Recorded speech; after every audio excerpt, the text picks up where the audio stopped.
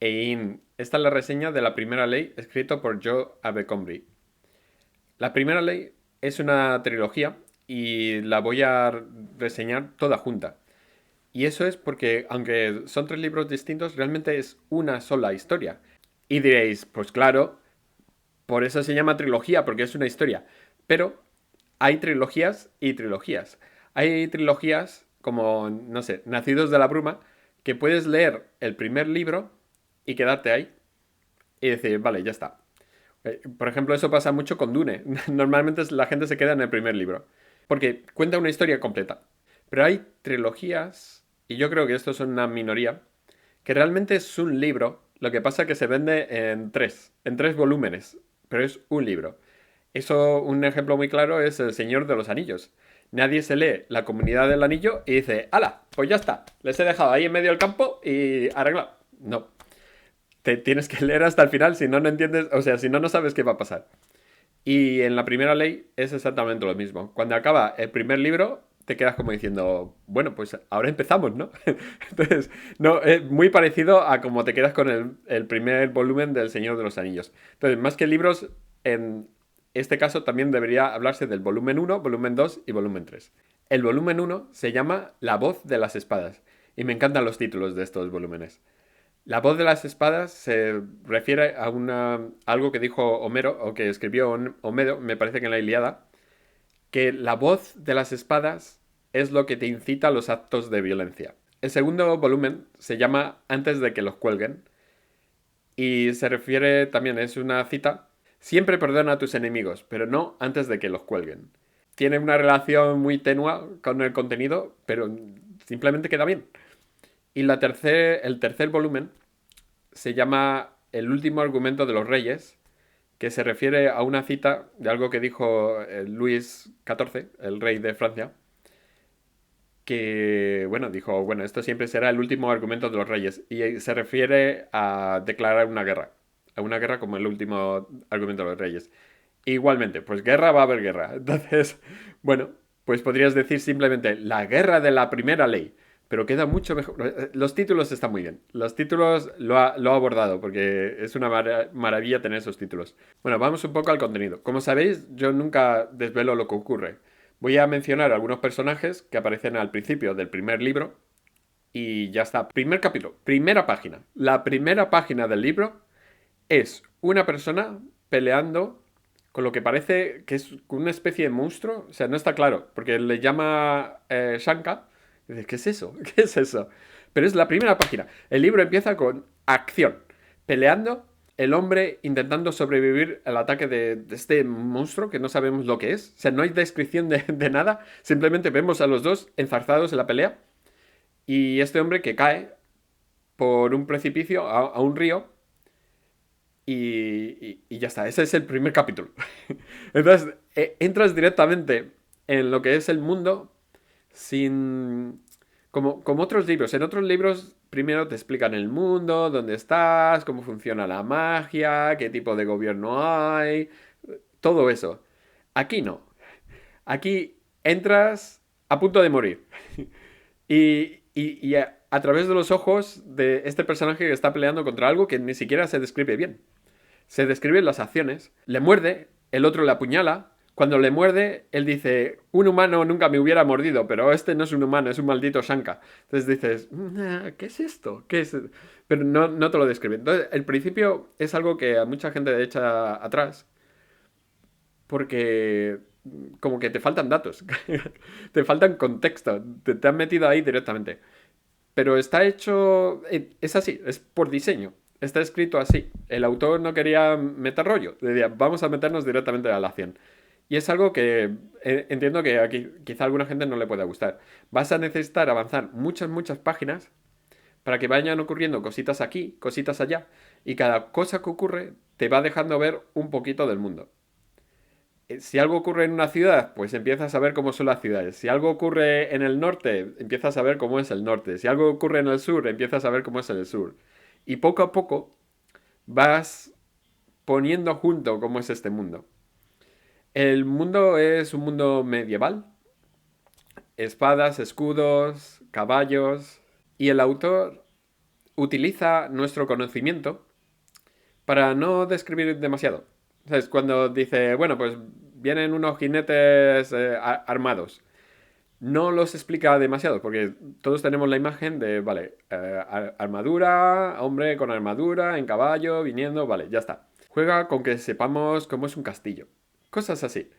Que ya no, ni siquiera intenta describirlas, porque dice, ahí hay un castillo, y ya está. En este mundo va a haber magia, pero igual, no va a haber este tipo de descripción que quizá estamos acostumbrados últimamente en la fantasía moderna, que nos tiene que contar exactamente cómo funciona la magia. Aquí las explicaciones son un poco bastante más ambiguas. ¡Uy! ¡Pum! Ahí va. No se sabe. Lo más único, lo que cualquier persona os va a decir sobre este libro es el tratamiento de los personajes. Los personajes de este libro son personajes que no sé cómo explicar esto. No sé cómo explicar la diferencia entre un personaje que sirve para el libro y un personaje como estos.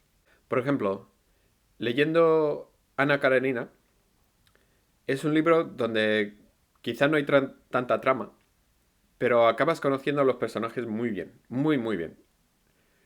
Te da la sensación de que si te los encontraras por la calle podrías hablar con ellos como si les conocieras de hace tiempo. Y en este libro también. Te da la sensación de que conoces a esta gente muy bien y que son gente. Hay otros libros que sí, que tienen protagonistas. Sobre todo conocen la trama en la que están envueltos. Y son gente envueltos en trama. En este libro son personajes que hacen lo que hacen y la trama es casi un accidente de lo que hacen. No sé si queda muy clara la diferencia. En otros libros, digamos que hay una trama que ocurre en una ciudad y luego la trama se mueve a otra ciudad. Verás que los personajes, como el foco se ha movido, el enemigo se ha ido, los personajes le siguen. Es, es una trama que avanza y los personajes son prácticamente el medio por el que la trama avanza. En cambio aquí no es así. Hay un personaje que está en el norte, pues aprendemos sobre cosas del norte. Y no da la sensación de que haya una trama. El hombre va a lo suyo y mientras va a lo suyo, hechos van ocurriendo.